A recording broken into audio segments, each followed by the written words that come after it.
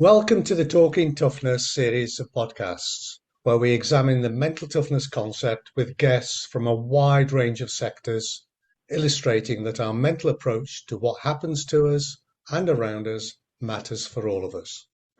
Our guests come from the worlds of business and public service, education, social mobility, sport, and health. They all share their experiences and their observations about the factors that have enabled them to survive and to thrive on their journey through life. Many guests have gone further and incorporated the concept into what they do as coaches, trainers, managers, and leaders, helping others to thrive in their turn. Their experiences are valuable to those of us who strive to do the same. In this podcast, we welcome a very special guest, Zoltán Csigás, known as Zolly to his friends and colleagues. Zolly accurately describes himself as combining an evidence-based approach to coaching and to leadership development.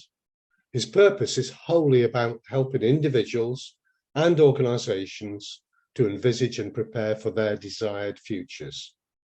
And this is entirely consistent with AQR's international purpose, which is why we've been able to develop a very productive relationship with Zolly. Zolly really does walk the talk when it comes to evidence-based practice.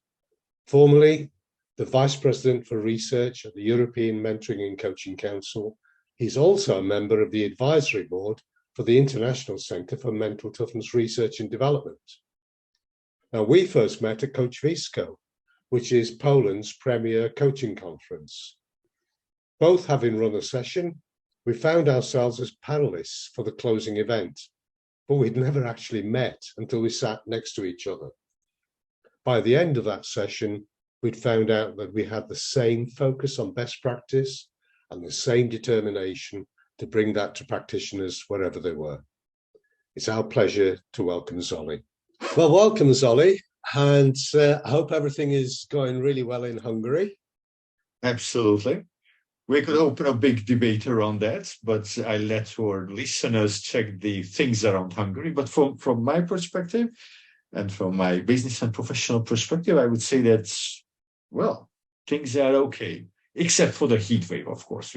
Oh, yes. No, well, we haven't got a heat. We did have a heat wave in May, but yes, we've been hearing about your heat wave. Yes. So, it's not just in Hungary, but you've built a reputation around Europe as being a deep thinker about coaching and about leadership development.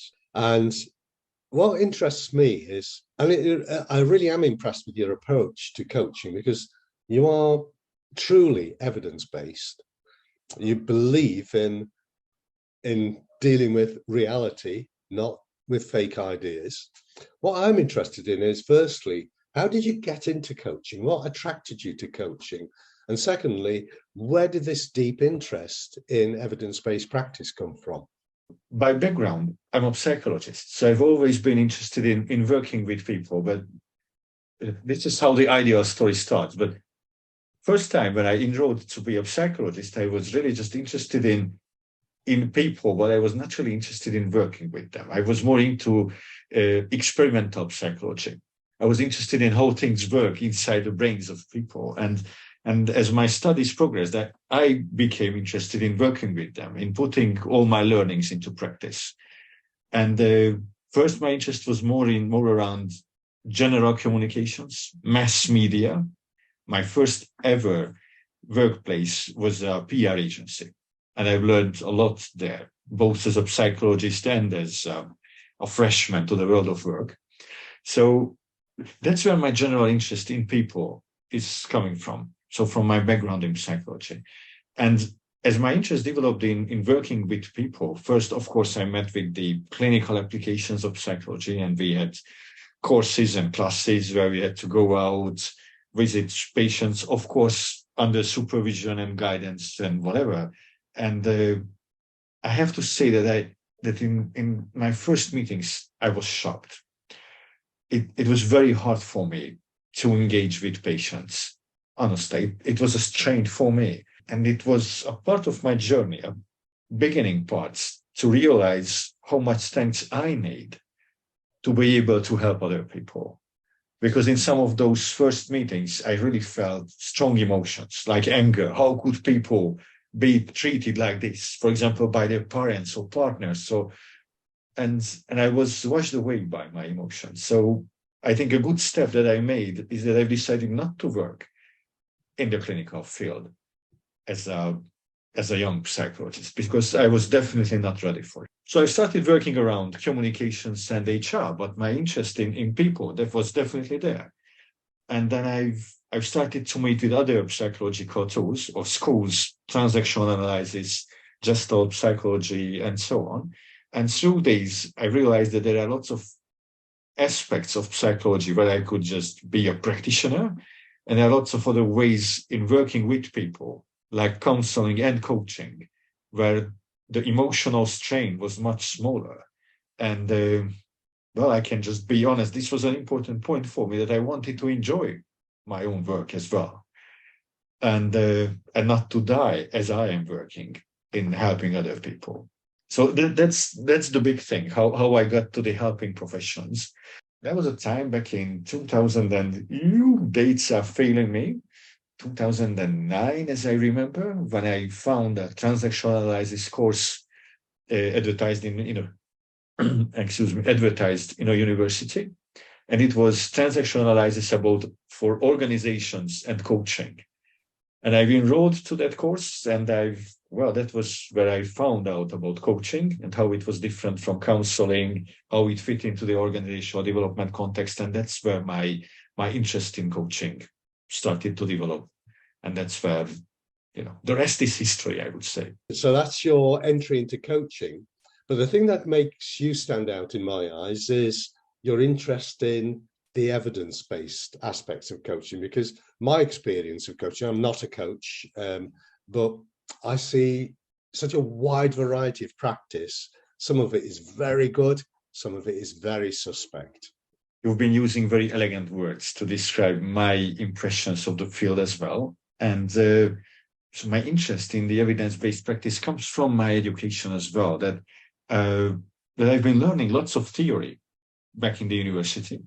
And honestly, at the beginning, it was a bit confusing for me, because I've graduated with specialization in social psychology. And of course, the teachers in the social psychology department, although they were really humble and respectful, they knew, or listeners cannot see that I'm shaking my head a bit, that they knew that they had the philosopher's stone, that they were right. And of course, people in the other departments, they had their ways of describing what is happening in the minds or behind the behaviors of our clients. And so I was seeking something that could really help me in understanding, and not just understanding, but intervening properly with my clients, because I just wanted to do good.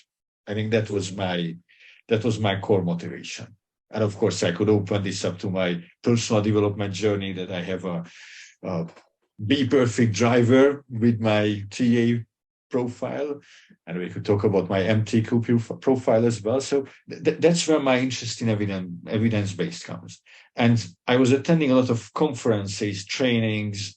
I love webinars, especially recently as they started to proliferate due to COVID. And I found a number of things that were, well, at least questionable from my perspective.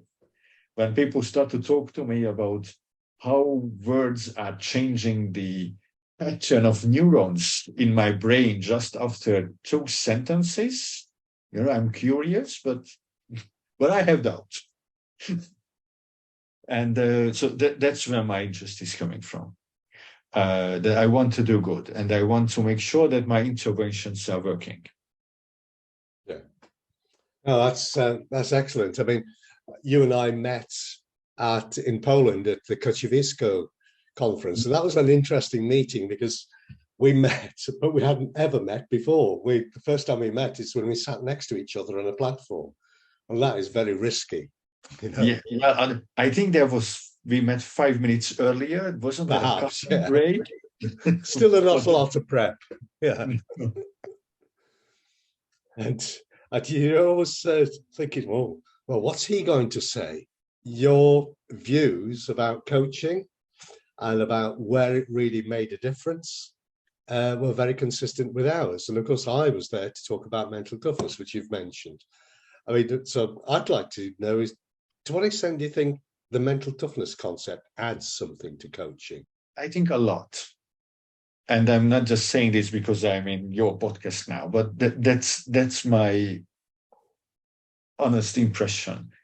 On one hand, so my client experience tells me that even if I'm not introducing the concept itself, even if we are not taking the measurements or when we are not describing a profile, I frequently see the concepts or the four C's or even the sub-factors coming up in our conversations. I see them as useful stepping stones in understanding the problems or challenges of my clients. And when reflect on those, well, we usually get some results. So on one hand, the MTQ concept is really helpful in understanding what my clients are facing from the perspective of challenges.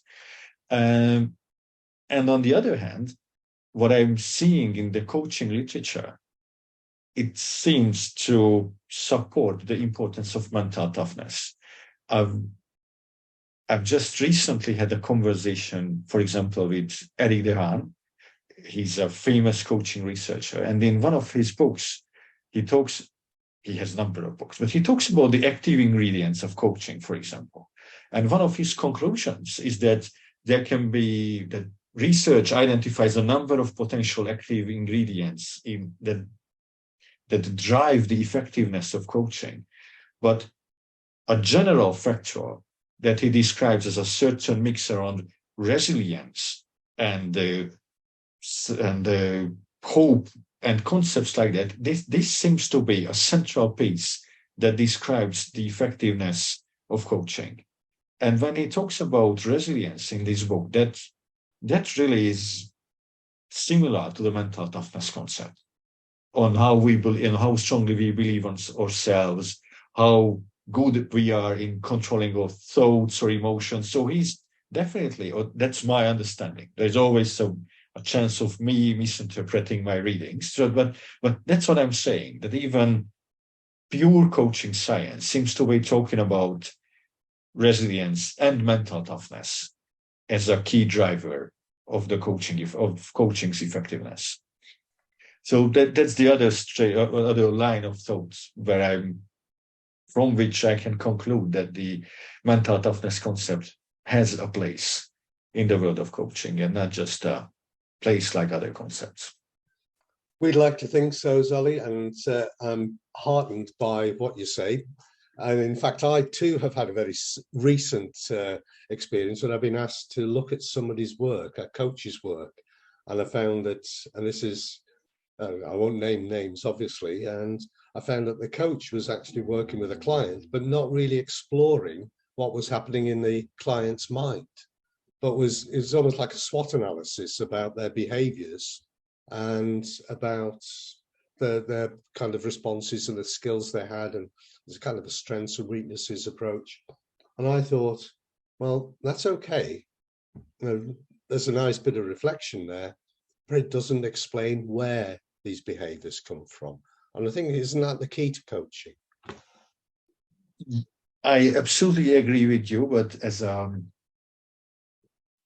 strong proponent of ethical coaching and ethical practice, I think we need to draw lines around our competency boundaries. And I think that some coaches, for example, those colleagues, and honestly, I proudly call them colleagues.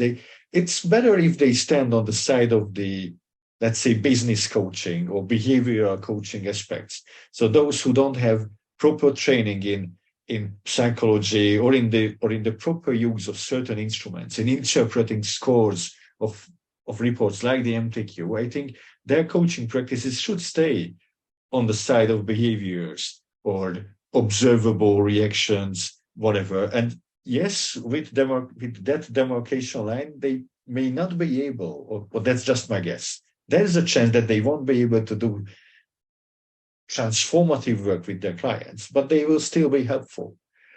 And I'm just aware that, and not just aware, I'm a proponent of this thought that coaches should be careful in how they are managing their competency boundaries. And if you, as a coach, have a wider understanding and a license and whatever, depending on your country and legislation, you have a background to deal with the whys, with the internal motives of people, then go for it, because that's where and that's how you make lasting change on a deeper level.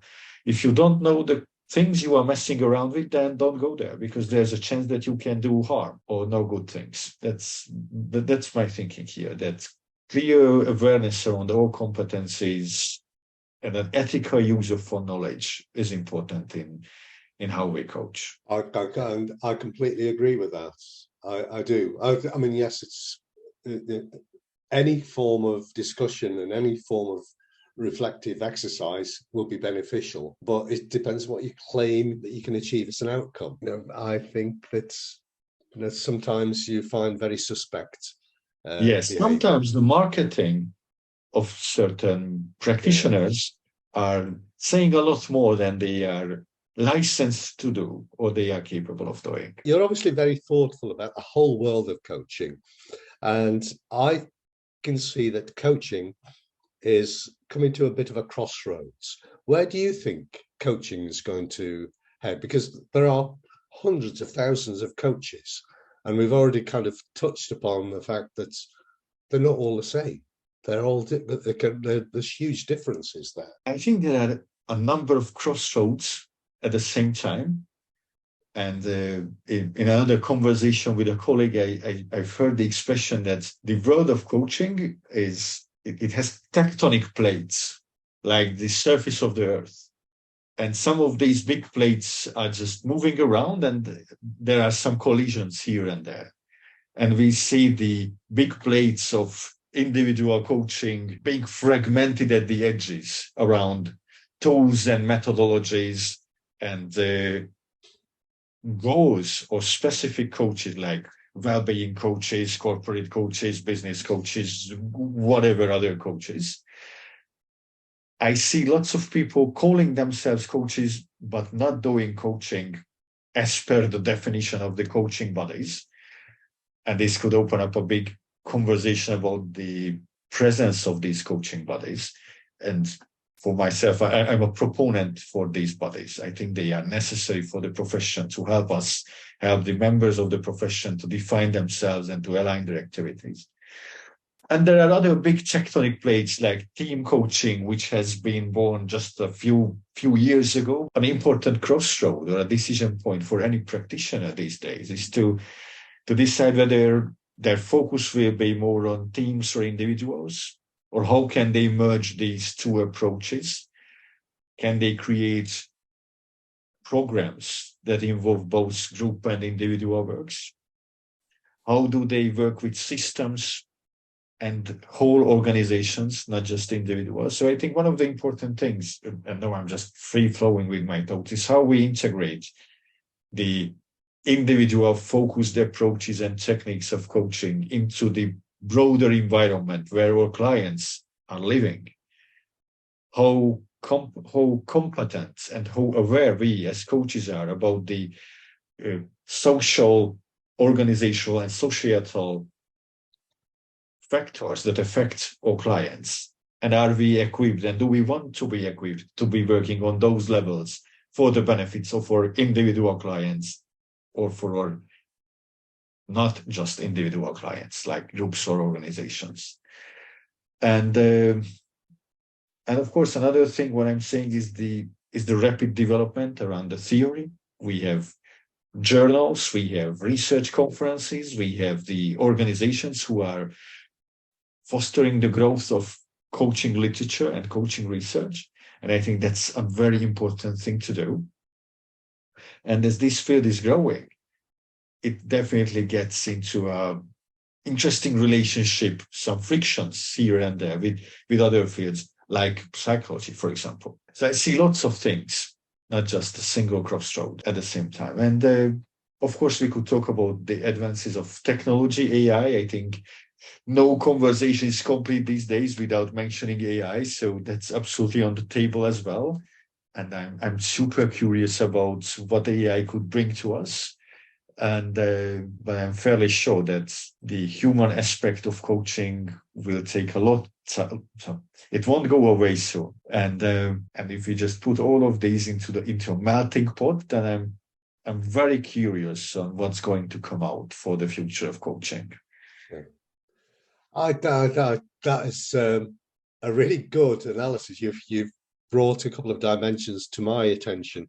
I've been particularly interested to see this notion of the boundaries and the overlap with other disciplines.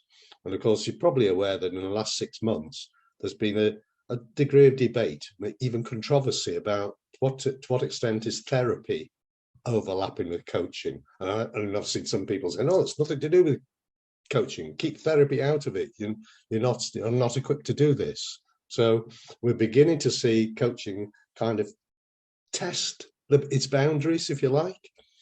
I think the other beneficial thing that I see is the idea of qualifications.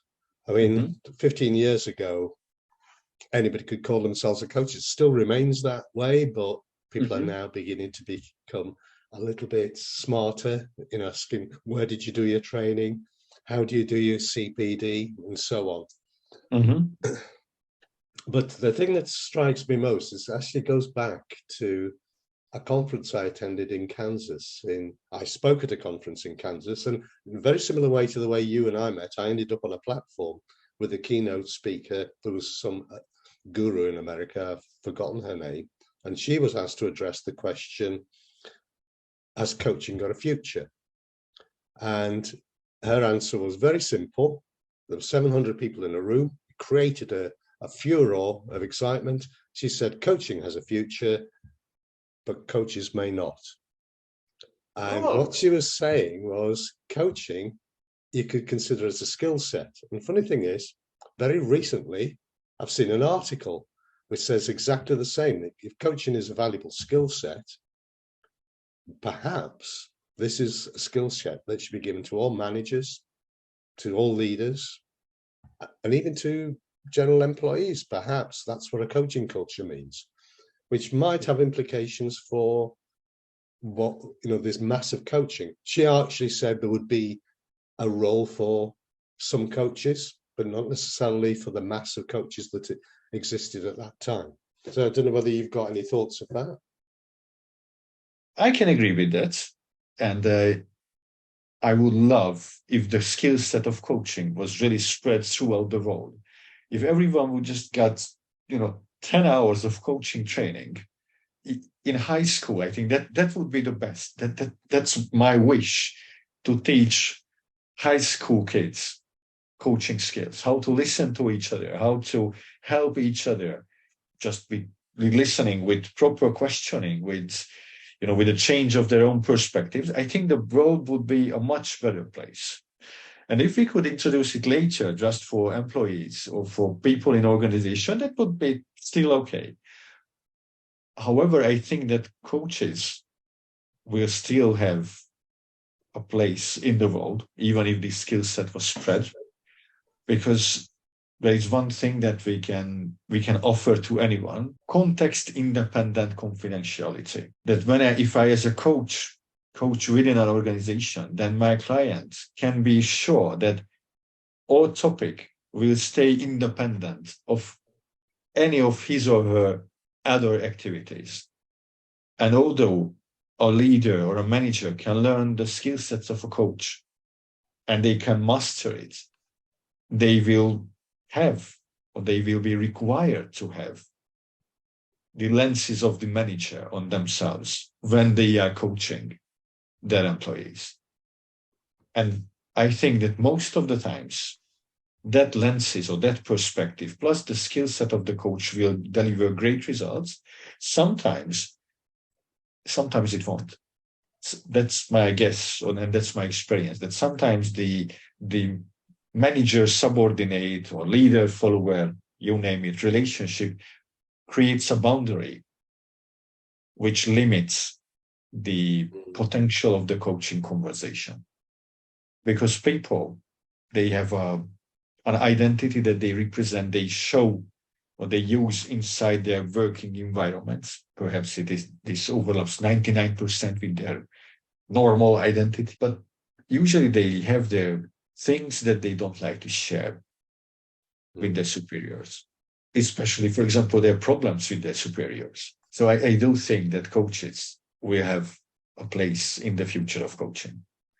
And sometimes, of course, people will come to coaches outside of the organizational context. So life coaches, they will have a place out there next to counselors, next to therapists, next to all the other members of the helping profession, because they can give something that the others cannot. So that's my thinking on this. I love your insights. One more thing, in brackets, I think that there will be, that not everyone will survive this, I mean, professionally, because you will need to be a good coach with qualifications, with a track record that you can show to your clients. And I'm really a fan and a believer of accreditation. So you have to be accredited. You have to be able to showcase that, okay, this is my qualification. I've gone through a proper training. I'm not just a guy who has the whatever to coach you. I love your insights, and my own life experience resonates with your predictions. I think that, if I can call them that.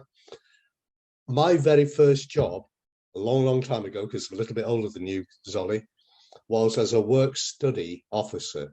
That was a very popular occupation when I left university. So you were trained, as a young graduate, you were trained to go into organizations and observe work, and observe people at work, and then work out how to do it, they can do it better. And for, I would say, 10 years, I did things like that. I learned a lot from it.